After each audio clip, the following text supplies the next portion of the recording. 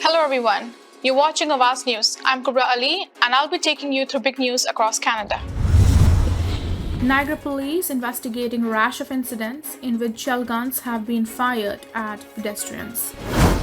Canadian Association of Fire Chiefs calls for fireworks safety as heat intensifies.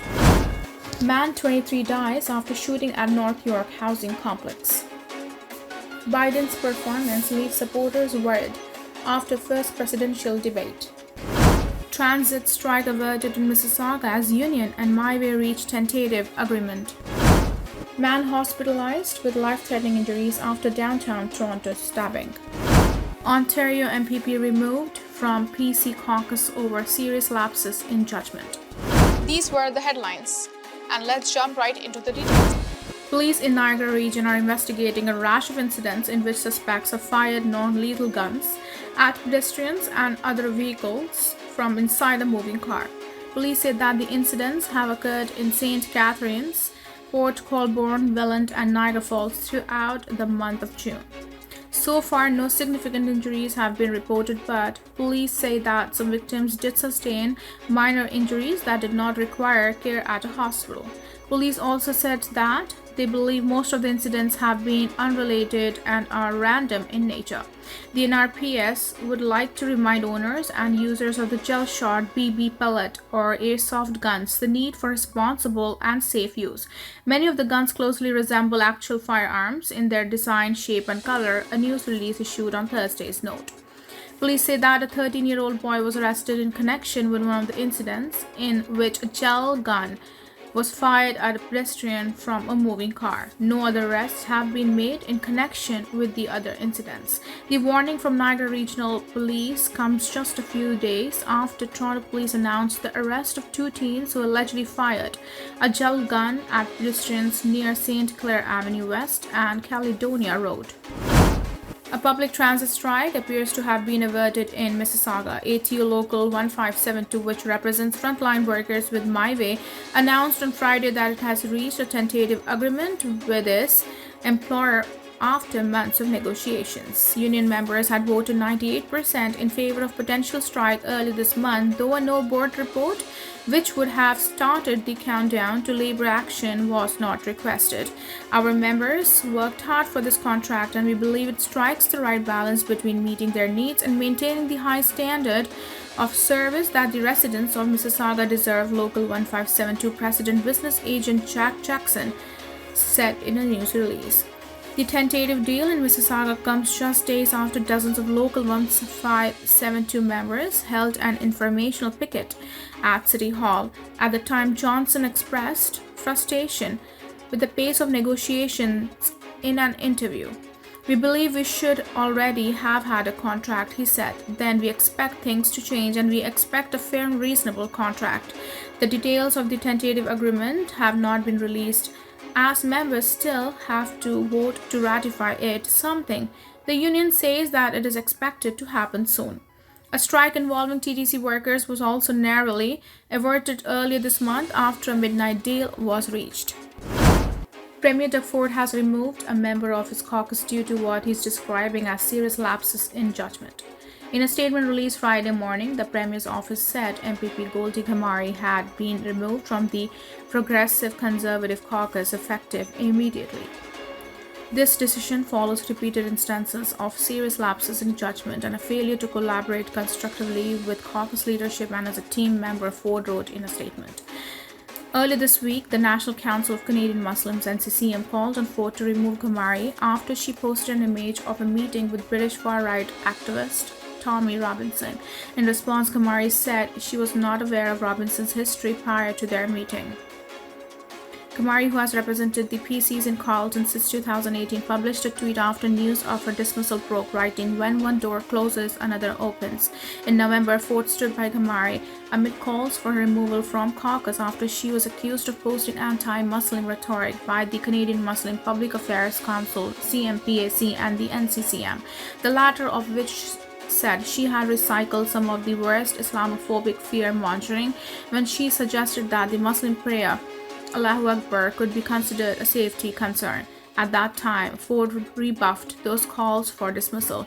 "She has really been a strong voice for anti-Islamophobia, making sure we have zero tolerance, he said at the time. No matter if it's anti-Semitism or Islamophobia, it has no place here in Ontario. A man has been critically injured in a stabbing in downtown Toronto. Police received a call at 5:18 p.m. for a stabbing near River Street and King Street East, south of Queen Street East. Officers arrived to locate a man in his 30s with a stab wound. Police say the victim was taken to the hospital with life-threatening injuries. Officers are searching for one suspect described as a white man in his 30s, 6 foot tall, with a goatee shaved head and wearing green shorts. The first debate between Joe Biden and Donald Trump may not have brought the surge of excitement among voters that both leaders were looking for ahead of the November election. The matchup saw the current president and his political rival exchange personal barbs as well as criticism over their legacies in the Oval Office. But some Democratic supporters showed concern over portions of 81-year-old Biden's uneven performance, which included a rapsy voice and rambling responses. At a watch party in South Philadelphia, Danina Moore was a bit uneasy after the debate, but the Democrat says she's hopeful people will see that it's important to support Biden. At the same watch party, Republican George Williams says he thought Trump walked away the more competent and current debater. While Philadelphia is generally a Democratic stronghold, Pennsylvania has turned into a battleground state that could be important to win the presidency. Trump took it in 2016 before it swung back to the Biden in 2020. Both leaders' legacies were front and center throughout the debate. Trump criticized Biden's withdrawal of U.S. forces in Afghanistan. Biden said when Trump left office, things were in chaos. Experts have said that many Americans aren't engaging with either the Democratic or Republican campaigns. A lot of would-be voters aren't supportive of either candidate. Trump, in response to a question about his age, pointed to the 2 cognitive tests he took, saying he aced them and called for Biden to take one. Trump appeared energetic but not always accurate with his responses, while Biden's jarring speech and missteps seemed more pronounced. There were gasps from Democratic supporters during the Thursday evening watch party when Biden lost his train of thought while trying to make a point about tax rates and the number of billionaires in America near the beginning of the debate. Williams said nothing that was said would sway his opinion. He's basing his decision on Trump's first term as president. I'm already sold, Williams said.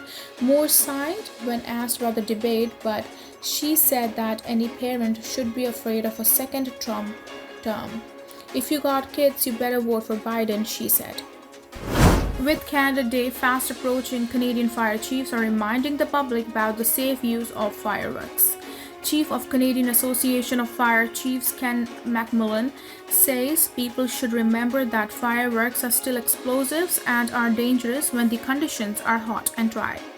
McMillan also says in a statement more than 700 fire departments nationwide respond to at least one call due to mishandling publicly available fireworks. This from McMillan comes after wildfires sparked in several provinces this year, including Alberta, Manitoba, and British Columbia. Temperatures in all 3 provinces, as well as Ontario and Quebec, have also hovered around the 30 degrees Celsius mark at times as well, fueling the fires and leading Environment Canada to issue heat warnings. McMillan says as climate conditions become increasingly extreme, a national fire administration will be needed to examine the human causes of fire, which can include fireworks. A 23-year-old man has died of his injuries after multiple shots were fired at a housing complex in North York's Shawnee Park area overnight. It happened on Cherokee Boulevard in the area of Victoria Park and Finch Avenue shortly before 3 a.m. Toronto police said multiple residents in the area called police to report the sound of gunshots. Toronto Paramedic Services said they were called to the area and that they subsequently rushed one adult to hospital with critical injuries. Police later confirmed that the victim, 23-year-old Marcel Bryan, was pronounced dead at hospital. The homicide unit has now taken over the investigation. Nair confirmed multiple shots were fired and said he believes the shooting was targeted.